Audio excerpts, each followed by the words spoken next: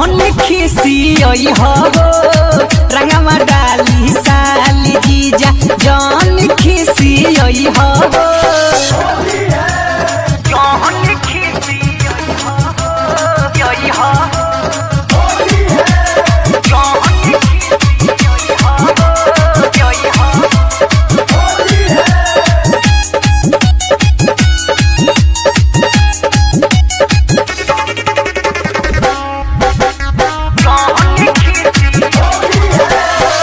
मन में हमारा बाटे सपनावा भौजी से खेलब होली जी गाल में चाहे मौली जो बनावा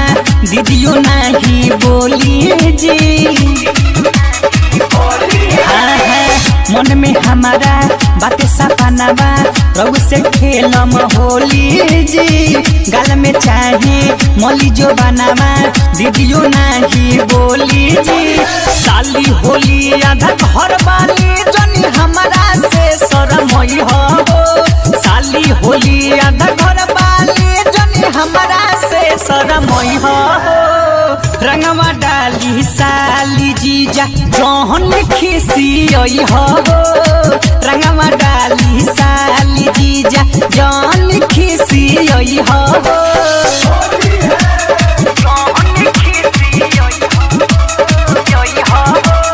म्यूजिक बाय नमन के राय।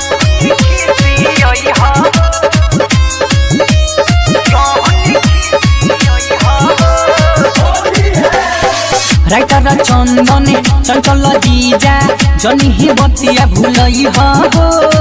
अपने आई संग में छोटकू नवल जी के ले आई हो राइटर चंदन चंचल जीजा जनी ही बतिया भूलई हो अपने आई संग में छोटकू नवल जी के ले आई हो बड़ी पुआ हम पकाए मजीजा ना कोडुबा के खोई हो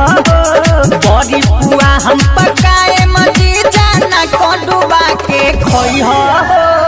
रंगवा डाली साली जीजा जौन खिसियई हो